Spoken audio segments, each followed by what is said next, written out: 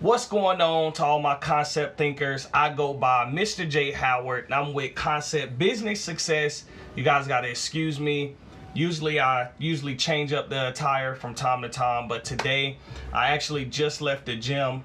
Yesterday was my birthday, December 31st. So shout out to my brother, gave me some fresh Knicks gear, which really puts pressure on me to make sure I attend the new Knicks game, the next Knicks game. I do believe they play in Charlotte or Atlanta coming up here pretty soon. So as I said, I go by Mr. JHoward. I'm with Concept Business Success. I'm your expert in marketing and sales, real estate investing, and business strategies. Today, another video, informative extraordinaire, and today we're going to talk about 10 steps to landing your first wholesale deal. I'm super excited. We went over kind of this process just a little bit. I've touched on it in some of my other informational videos or maybe how-tos as far as real estate investing. And one of the things that I haven't quite had an opportunity to do for you all is to really just boil it down into 10 simple steps to where you can land your first deal. Now, a lot of you know a little bit about my journey, and I talk about how I got started in the whole real estate investing world, and actually wholesaling was one of the key pieces to, how I experienced my success in real estate. Definitely gave me an opportunity to really understand the communication between someone who's looking to get involved in real estate investing, someone who is an active real estate investor, and someone who wants to try to really build and sustain a business off of some of those transactions.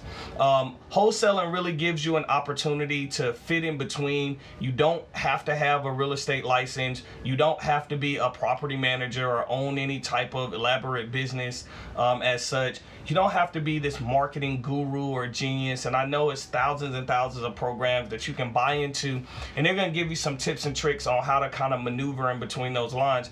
But realistically, what you need to do is you need to have a concept. You need to go after it with massive action. Take action like hell and you'll see success. So listen, before I get too deep into this video, if the concept content that we talk about today brings value, please like, share, and subscribe. You guys know I always leave a break. Let's go ahead and do that right now. Seriously, hit the subscribe, hit the like. Let's go ahead and dive in. All right, so we're back. We're gonna talk about 10 steps to landing your first deal in the wholesale world. I think one of the last videos I cut was what in the world was wholesaling. So we kind of talked about it. I guess I kind of just like put a little bit of icing over the wholesale cake and gave you an opportunity to know that the cake exists. But maybe this video, I'll take a knife, I'll cut into it, and I'll make sure we go into some extreme details to how to make some money in this deal. All right. So first step, and it's crazy because you would think that out of all the gurus and everybody that puts behind kind of their different concepts, they almost make it sound a little bit difficult. I'm going to tweak the first step just a little bit because I want to make sure that when you approach this wholesale business, you approach it as an actual business. So the first step is actually finding a distressed property. All right. And we know that a distressed property is a property that maybe looks a little run down. Maybe the homeowner has fell behind on some things, so they just want to exchange it for the equity in the house. All right. Maybe get a little cash out of it. And I'll tell you, depending on your market size, you're going to find these distressed properties in any market around 5 to 8%, I believe. It's typically what I found in my research. 5 to 8% is a huge market or pool to swim in as far as finding these distressed properties and homeowners who want to get quick cash out of their property. All right. So you have a big pool to swim in. All right. I want to say, though, before you go out and start finding some of these distressed properties, and we'll go over a couple different ways that you can do that. One of the things that I would consider like a step 1A or step 1, and then this is maybe a step 1A. I hope I'll break that down in the graphic so it makes sense, is to make sure that you set up an LLC for yourself. Every concept that I put out on YouTube, on Instagram, or any social media platform, I like to make sure that all viewers and anybody that I'm doing any business coaching with, etc., understand that I treat every transaction as a business transaction. Make it that way so you stand out as a business yourself. I would not approach the wholesaling business. Again, I would not approach the wholesaling business without first setting up an LLC or entity of whatever choice you choose to make sure that your business is joining the wholesale game and not just something with your name on it. All right. So going into finding a distressed property, back into that step one, how do you find it? Well, it's two approaches. All right, the marketing approach is you actually putting out ads and different things to promote that you are looking for these distressed properties. Another way is prospecting, and prospecting is actually having those people contact you. So you're still putting out ads, all right, but they're actually reaching back out to you. You want to find these distressed properties. One quick and simple and cheap way to do it, all right, is what I call driving for dollars. I talked about it a little bit on the last video, and because I want to keep this video kind of short and sweet and to the point, I'm only going to touch on it just a little bit because I want to get through our other 9 steps of landing your first deal on wholesale. But driving for dollars is a very simple concept where you're literally going to drive around some neighborhoods or areas within your zip code or maybe nearby zip code, and you're going to find distressed properties that appear to be maybe a little bit run down or distressed. All right, you want to do some research, gather some contact information, and that'll take you into step number 2.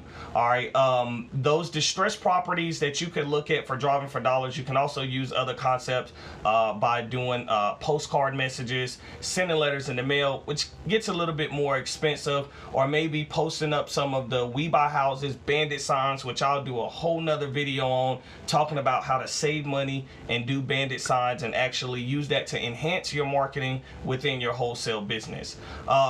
Diving into step 2, because once you find that distressed property, this is going to be actually vital to making sure that you get closer to your deal, which is ultimately the cash, right? The goal of this entire process. So step number 2 is going to be talking to the owners. Once again, you're going to do that by way of those 2 different scenarios that we talked about, either marketing where they call you, all right, or prospecting where you call them, all right. Diving into the 3rd step, once you actually gain contact to those owners, you want to make sure that you pre-qualify them, right? I tell everybody I talk to about wholesaling, don't waste your time. All right, I want to make sure don't waste your time comes across the bottom here, so we make it very clear. Don't waste your time. Pre-qualify this person. Listen, sometimes people's situations say, I want the cash, I want to get out of this property, but maybe there's some details within that process that you need to make sure are spot on so you can make sure you're actually moving closer towards a deal. So in order to pre-qualify, it's a couple things that you want to think about. What is the condition of the home, right? Is it truly distressed? Is there some things that are of value to you as a wholesaler that you recognize that investors will see as a discount opportunity so they can take advantage of it, right?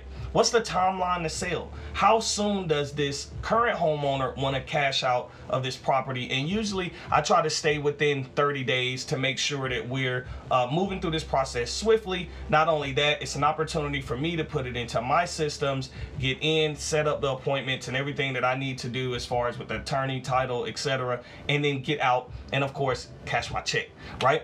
All right, what's their motivation to sell? This is going to be significantly important because usually when you're at this process and you're talking about it and you're pre-qualifying them, whether you're on the phone with them or at this point you're face to face, you want to make sure that their motivation is sincere. All right, is there something they're going to put one foot in and one foot out on? Is this something that you want to make sure you're spending your time on? Because the person's time that you truly don't want to waste is your investors that are going to want to look at this property and they're going to want to know the detail. Not only that, you want to absolutely make sure when you get the opportunity to market, and we'll talk about that in the next step, when you get the opportunity to market, you're marketing factual details from a buyer that's ready to move on from this process. And then the last thing, which is probably the most important in your pre-qualify, is price point. Are they realistic with the price point, right?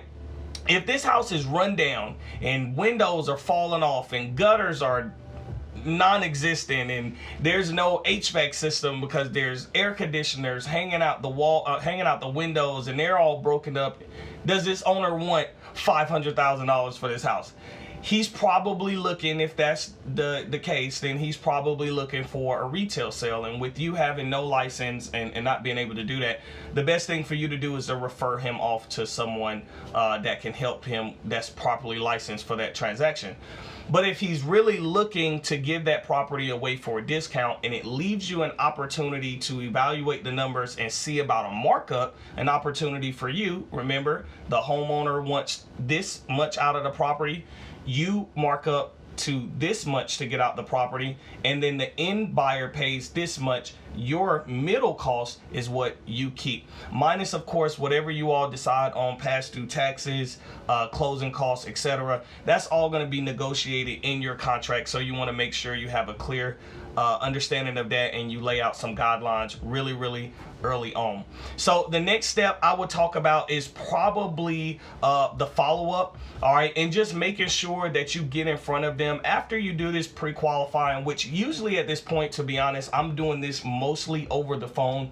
I'm kind of a hands-off guy until we get to this point where I've actually put hands on the property. I've met with the homeowner out there if possible, because if you're dealing with distant homeowners, a lot of times they can't go, they're going to be doing this transaction, a lot of digital pieces within this transaction, and that's okay.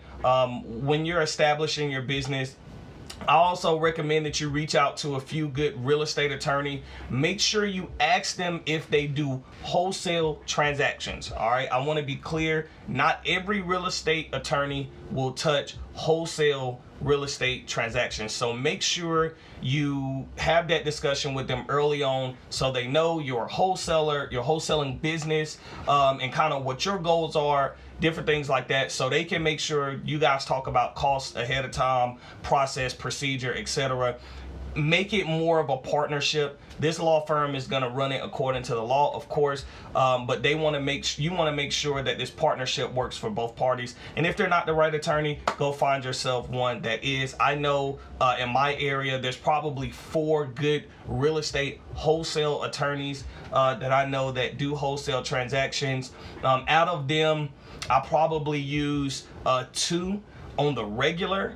Outside of that, I can reach out to any of them, of course, for real estate advice and different things like that. But I know the 2 that I use on the regular, a lot of investors are already familiar with, comfortable with. So it really makes it a very simple transaction. All right, so moving on to the next step, of course, is getting the contract signed. Now, in my last video, I talked about this 1-page contract. There's several of them floating around on Google that you could utilize for specific for your business. Change the entity name, make sure that it has some details that you are okay with and that you stand behind. I'll tell you the best time to go over your contract and make sure you agree with the black and white is before you meet with the homeowner. Do not, and I repeat, do not lose confidence in your contract in front of the homeowner. If you do that, you bring a whole new page of negotiations for the homeowner to add into that contract, and it can make things really difficult, right? I tell people all the time, don't get greedy, especially if you're doing your first or your second deal into wholesaling. Maybe you've taken a break for a while and you're coming back and you're feeling the market. Be prepared for some type of negotiation within that. It's usually surrounding past due taxes and who pays closing costs, etc. I usually go into a contract with a golden rule, or I'm sorry, a contract signing appointment with a golden rule, understanding that I'm probably paying a portion of the closing costs. I'm not paying any past due taxes. I let the homeowner do that. And I usually almost never, and I'll say again, I usually almost never put down a deposit on a home that I'm going to wholesale. Typically, there's no reason to. If I do, I've done anywhere from $10 to $100. I'm going to say again, I usually almost never put down a deposit. Again, there's really no reason to if it's a distressed property and you're somebody that has access to real-time cash buyers, which right now the markets are pretty steady to be able to do these transactions pretty swiftly. So it usually doesn't take a deposit. What you do want to be prepared for is homeowners discussing timeline, and they want to know, can you get this transaction done in 5 days, 7 days, etc. And usually that's not the case, only because you want to allow adequate time for your attorneys to do title searches, etc. So moving forward, make sure that that contract is to your liking and to your understanding, and you get that signed and immediately get it over to your attorney to just tell them to kind of hold it. They have a copy of it, they understand it, and if you're using the same template, usually not much changes on it. Once that contract is signed, you have moved to the next step, which means that you have the right to market that property. All right, so marketing the purchase rights is what you're doing. All right, you are letting people know that you have interest in that property and you have a contract that has allowed you to market that property on behalf of this owner, and what the price is for that assignable contract that is actually for sale. It's the contract that's for sale. You can market that property to investors and local investors that want to buy into that market. So once you're actually able to, market the rights to that property, you're going to go into the next process of getting an assignment to sell, which is just simply sitting down with an investor who is looking to purchase that contract or the rights to that property by way of that assignable contract. And then you guys kind of get to that point where you are now solidified as the middleman. You have found this property, you have this distressed homeowner, you have found this investor, all right, who is looking to buy that property. You help coordinate the whole thing, and that is why you get your assignment fee.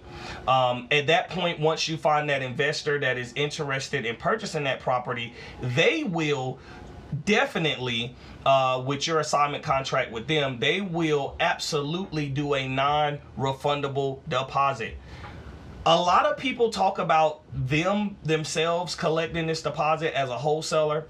I can tell you, I have never and probably won't collect this deposit to me specifically. I always find it easier to make sure that my investors know that I want that deposit to go straight to that attorney. And there's several reasons why. Number one, it's non-refundable. All right. Well, let's say it's non-refundable unless a breach in your contract between you and that investor happens. Then there is a clause in there to where it can be refundable. I'll give an example. Let's say that me and this investor have a contract to get property A, and he agrees to pay $30,000 for property A, pending clear title. Let's say a couple days before closing, title comes back, there's liens and some other different things on a property which prohibits him from getting the full rights to the property. There's some other claim on the property, whatever the case may be.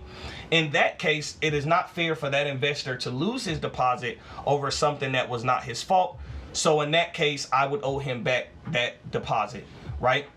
Let's say we switch the scenario. Investor puts in 10% on a $35,000 property, it's $3,500, and they put down that deposit and they say, hey, I changed my mind 2 days before closing. They walk away. That deposit, of course, is non-refundable. That deposit comes back to me. I go back to the homeowner, let them know. The good thing is I've already put it in front of a couple other investors, and we're going to still make sure that we get a deal done, but that deposit belongs to me. And because it went through my attorney or it's in my attorney's hands, they know the terms of that agreement. They honor it, they give me that check, and we're able to move on from it. So it's always easier to just make sure that's in the attorney's hands first. That way you have the legal guidelines behind what they're entitled to and what they're not entitled to according to what your contract states. All funds should go to the title company anyway, or your attorney, and just kind of let those guys, they have a great understanding of how that process works, and let them actually work that process and make sure that you stay legal.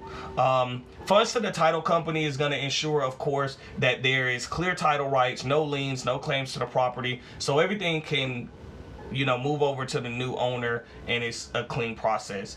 And of course, the last step number 10, the most exciting step of them all, is collecting your assignment fee, right? This is where icing meets the cake. And I built a cake in the last video. Sorry about that, because I didn't actually break into it to share it with you. Now I'm sharing it with you. Step 10 is where you want to be. So really get a good understanding of step 1 through 9, and make sure that you actually touch on each one within all of your processes when doing wholesaling, to keep you safe, to keep you legal, to keep you responsible, and of course to keep you paid. Because it's step 10, when you're collecting that assignment fee, that is when you're at the closing table, everybody's smiling, everybody's happy. This homeowner is smiling because they have and I keep using this example, this is just an example, of course, they put the property with you under contract for $30,000. You marketed the property for $35,000. The new investor, or new homeowner in this case, agreed to pay that $35,000, so that $5,000 assignment fee is yours. So the original homeowner walks away with their check, you walk away with your check, the new homeowner walks away with the title deed to that property, so everybody's happy. And regardless of what they do with it, that investor obviously has a plan, whether he's going to resell that property, whether he's going to fix and flip, whether he's going to keep it as a rental property. It is a win-win-win situation, so everybody can walk away smiling. So I just wanted to give you guys, because I know that I promise and I refuse to let 2020 come in without giving you all an opportunity to break down how to actually get your first deal in wholesaling, and give you 10 steps to landing that first deal. So I wanted to make sure that I spent some time doing that. I hope you enjoyed. Please, please, please like, subscribe, comment. Listen, I'm a student too. Let me know if I missed something, and I'll love to clear it up in the next video. I want to make sure that everybody that I provide my opinion, my strategies, and my concepts to is able to win from it. So comment, like, let me know below what you think. 10 steps to landing your first deal. Go make some money.